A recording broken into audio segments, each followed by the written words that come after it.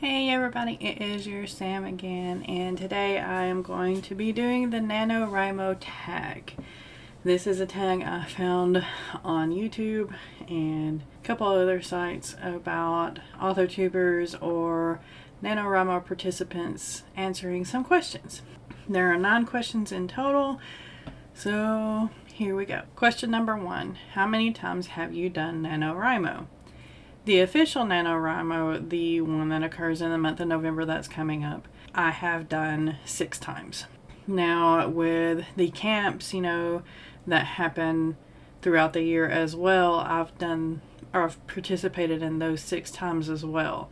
So, altogether, for all the NaNoWriMo things, I've participated 12 times, but just officially NaNoWriMo, just 6.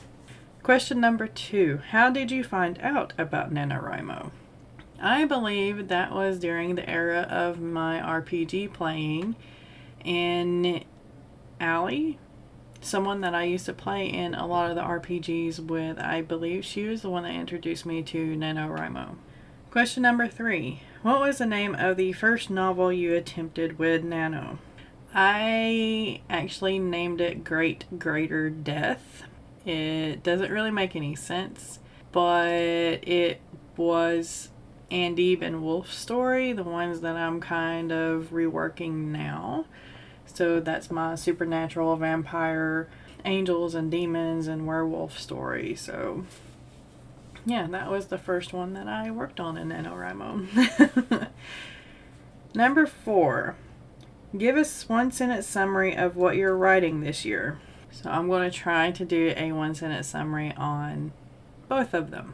So my one novel is a romance called Montana's Wolf, and it is where Christine has come to terms with her past, or she thinks that she has, until it rears its ugly head again and she has to go back to her hometown to face demons and possibly find love. A 1-sentence summary for the Andy and Wolf story, that's going to be my supernatural story that I mentioned before. After his near-death experience, Andy finds himself having visions about a strange dust cloud storm, and within it is something that he cannot recognize. And eventually the visions come to fruition and he finds himself in front of this storm and he faces a great mythological creature, and together they must figure out how to save the world from themselves and evil and even good. Question number 5. What is the best writing advice you've ever been given? That's easy, is to never give up, to keep at it. There have been many times where I have given up writing for a little while, but then I kind of come back to it and I regret giving it up. So just don't give up. Keep going. Keep pushing. Question number 6. Did you ever take a year off from Nano? Yes. I took a few years off. Like I said, my first year was like in 2006, 2008, somewhere around in there. And I've only participated 6 times since then, and several years in between there. The reason why is there were a couple of years there where I just did not have the time. I was working either 2 jobs, or I was going to school, or there was just, I didn't have the time to dedicate to Nano like I wanted to. Other times, I know there were a few deaths in my family that just devastated me, and I did not have the willpower to write. Number 7. What's your biggest inspiration when figuring out what ideas to write?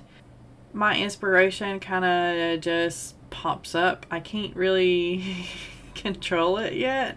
There are times where I watch movies or I see something or hear something and it kind of inspires an idea for me to write about, but for the most part, some of my stuff comes from dreams. Other things comes from books that I read. I think I can do this a little bit differently, or what would happen if she fell in love with this person instead of this person, or something like that. And other times my ideas are just that. They're ideas, and my brain runs with them, and I overthink them, and voila, I have a book idea. Read us the first sentence from your novel. This is Montana's Wolf. This is the first sentence from it. James, you don't want to do this. I'm not worth it. So there's that one. And this one is my supernatural one. And this is the first sentence. You visit me today. How pleasant. Yeah, that's the first two sentences of those two stories that are going to be my main projects for NaNoWriMo. Question number 9. Why do you love writing? What is there not to love about it? Honestly, I've always loved creating worlds, creating characters, creating situations where things could have happened differently, and I love telling stories, and I love telling a story that has kind of a moral embedded in it to some extent. And I just love telling stories just for the sake of telling stories. I always have. I kind of blame Dad on that, because he tells a lot of stories about, what he's done in his life, and it's went from there. That is what I know of the NaNoWriMo tag. I hope you enjoyed this video, and I hope you enjoyed a couple of the first lines and finding out a little bit more about why I participate in NaNoWriMo. If you're participating, make sure to go ahead and do this tag. Consider yourself tagged to do it. And I wish you a very great day, and I wish you luck on your endeavors for the month of November, whether you're participating in NaNoWriMo or not. And I want you to keep writing, be kind, and smile about something today. If you like more videos like this, make sure to subscribe. And I upload videos every Thursday and Sunday. Most of them are on my writing processes or just writerly things. And some are just fun, kind of like this one. And I do live streams every Tuesday and Thursday. On Tuesdays, we switch channels up between Lauren, which is Divided by Sight, and my channel at 3 p.m. Eastern Time. And on Thursdays, I do live streams at 9 a.m. Eastern Standard Time. So yeah, I will see you next time. Thanks for watching.